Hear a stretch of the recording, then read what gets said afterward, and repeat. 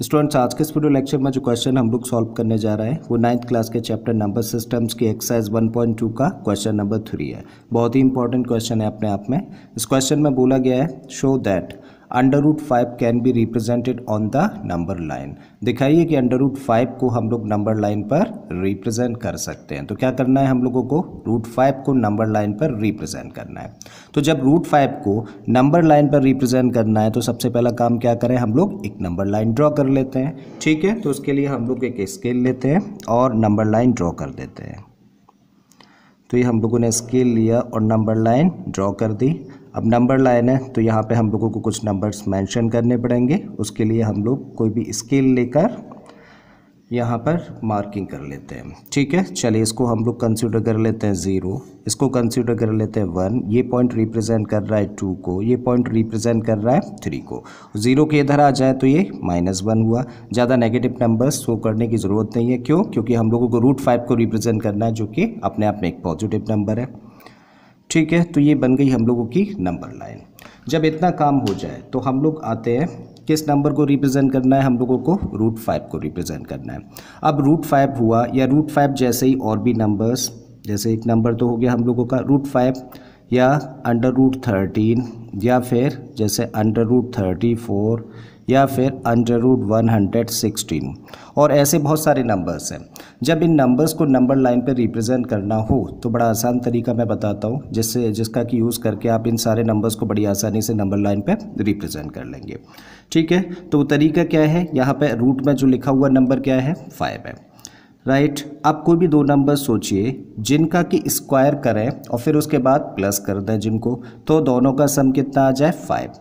तो एक नंबर हम लोगों के माइंड में आया 2 और 2 का स्क्वायर करें। एक नंबर है 1 का स्क्वायर करें और दोनों को प्लस कर दें।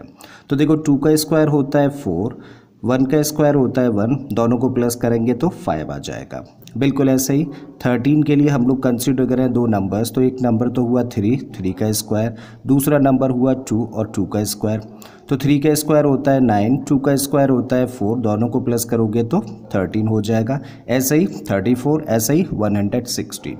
करेक्ट। अब इन नंबर्स का यूज़ क्या है अभी हम लोग सीखेंगे। करेक्ट। तो अब हम लोगों को रिप्रेजेंट किसको करना है, √5 को रिप्रेजेंट करना है। तो यहाँ पे इन दोनों नंबर्स में, जो कि हम लोगों ने दो नंबर्स लिए हैं जिनका कि स्क्वायर का सम करके 5 आ रहा है, उन दोनों नंबर्स में से बड़ा नंबर कौन सा है, 2 है। ठीक है, तो चलिए इस पर काम करते हैं।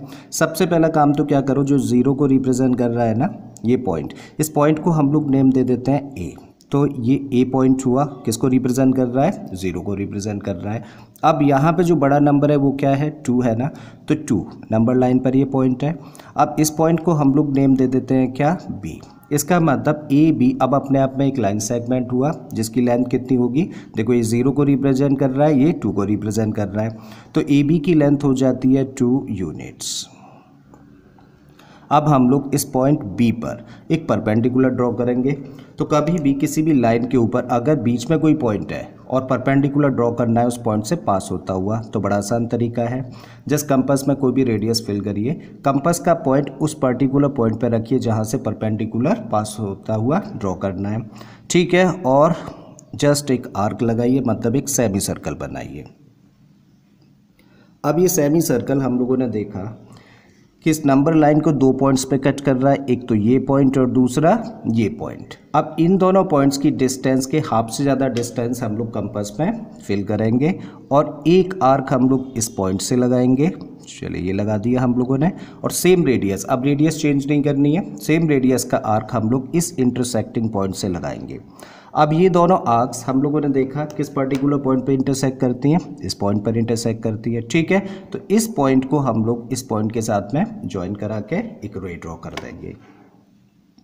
ठीक है, तो इंटरसेक्टिंग पॉइंट और इस पॉइंट को हम लोगों ने ज्वाइन किया और एक रे ड्रॉ कर दी और इसको नेम दे देते हैं चलिए BX। ठीक है, तो इतना कर लेने के बाद में अब आते हैं हम लोग दूसरे पॉइंट पर, नंबर पर। दूसरा नंबर क्या है, 1। अब हम लोग क्या करेंगे, कंपास में रेडियस फिल करेंगे 1 यूनिट। वो यूनिट बिल्कुल यही होनी चाहिए जो कि हम लोगों ने यहाँ मार्किंग करते हुए कंसिडर करी थी। तो कंपास में हम लोगों ने डिस्टेंस फिल करी 1 यूनिट और कंपास का पॉइंट इस पॉइंट पर हम लोग रखेंगे और एक मार्क ऑफ या कट ऑफ लगा देंगे। अब जब हम लोग ये मार्क ऑफ लगाएंगे तो ये पॉइंट इस लाइन को जो कि हम लोगों ने रे ड्रॉ करी थी ना, एक पॉइंट पर इंटरसेक्ट कर रहा है, इस पॉइंट को हम लोग नेम दे देते हैं सी। ठीक है, तो ये अब हम लोगों के लिए पॉइंट है सी। अब इस पॉइंट सी और ए को हम लोग ज्वाइन करा देते हैं, तो सी और ए को हम लोगों ने ज्वाइन करा दिया और इस तरीके से एक ट्राइंगल तैयार हो जाता है। और क्योंकि ये 90 डिग्री का है एंगल, तो कैसा ट्राइंगल हुआ, राइट ट्राइंगल हुआ। अब अगर ये राइट ट्राइंगल है जिसमें कि ये साइड कितना है 2 यूनिट्स और ये हम लोगों ने कितनी रेडियस का आर्क लगाया था 1 यूनिट का, इसका मतलब इस ट्राइंगल की हम लोगों के पास में 2 साइड्स हैं। जरा निकाल के देखते हैं पाइथागोरस थ्योरम का यूज़ करके ये कितनी होगी। तो पाइथागोरस थ्योरम का यूज़ करें तो ए सी अपने आप में क्या है हाइपोटेनियस, तो हाइपोटेनियस का स्क्वायर बाकी की 2 साइड्स के स्क्वायर के सम के इक्वल होगा, मीन्स ए बी का स्क्वायर प्लस बी सी का स्क्वायर। अब ए बी कितना है, ए बी देखिए 2 यूनिट्स है तो 2 का स्क्वायर हुआ, बी सी कितना है 1 यूनिट है तो 1 का स्क्वायर हुआ, 2 का स्क्वायर करेंगे तो 4, 1 का स्क्वायर किया तो 1, दोनों को प्लस किया तो कितना है 5। It means A C square equal to 5। तो ए सी कितना हुआ, दोनों साइड्स का स्क्वायर रूट लें तो ए सी निकल आया √5। इसका मतलब जो ए सी की लेंथ है वो कितनी है, √5 है। ठीक है, जब ये √5 है तो अब हम लोगों को क्या करना है, हम लोगों को ए सी को एज अ रेडियस कंपास में फिल करना है। ठीक है, तो ए सी को हम लोगों ने एज अ रेडियस कंपास में फिल किया। कंपास का पॉइंट हम लोगों को रखना है कहाँ पर, पॉइंट ए पर, और यहाँ से हम लोगों को एक आर्क लगाना है ए सी को रेडियस कंसीडर करके।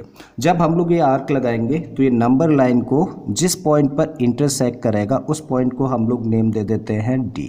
ठीक है, तो ये डी पॉइंट किसको रिप्रेजेंट करेगा, ये रिप्रेजेंट करेगा √5 को। क्यों, क्योंकि हम लोगों ने ए सी को रेडियस कंसीडर करके आर्क लगाया और ए क्या किसको रिप्रेजेंट कर रहा है, 0 को रिप्रेजेंट कर रहा है और ए सी की लेंथ √5 है। जब हम लोग आर्क लगा रहे हैं तो ये ए सी अपने आप में क्या है, रेडियस है एक सर्कल की, और ए डी भी क्या है, वही रेडियस है, मीन्स एक ही सर्कल की रेडियस है, तो दोनों कैसी होंगी, इक्वल। तो यहाँ से यहाँ तक की लेंथ भी कितनी होगी, √5। ठीक है, और जब ये 0 है तो ये किसको रिप्रेजेंट करेगा, √5 को रिप्रेजेंट करेगा। ठीक है, तो इस तरीके से हम लोग नंबर लाइन पर √5 को रिप्रेजेंट कर सकते हैं। बिल्कुल इसी तरीके से हम लोग √13 को रिप्रेजेंट कर सकते हैं। यहाँ पर जो 2 नंबर्स लेंगे वो कौन कौन से होंगे, 3 और 2, मीन्स 3 यूनिट्स हम लोग ऐसे लेंगे, 2 यूनिट्स इस तरीके से। ठीक है, 116 अंडर रूट में तो इसको लिख सकते हैं 10 का स्क्वायर प्लस 4 का स्क्वायर, इसको रिप्रेजेंट कर सकते हैं। ठीक है, मुझे उम्मीद है कि आप लोगों को क्वेश्चन समझ आ गया होगा। अगर ऐसा है तो प्लीज़ वीडियो को लाइक कर दें, चैनल को सब्सक्राइब कर लें और बाकी के क्वेश्चंस के लिए आप मेरी प्लेलिस्ट में चले जाइए। इस तरह के बहुत सारे क्वेश्चंस मैंने ऑलरेडी अपलोड किए हैं। फिर से आता हूँ एक नए क्वेश्चन एक नए कॉन्सेप्ट के साथ में। Till then keep learning and thank you for watching this video.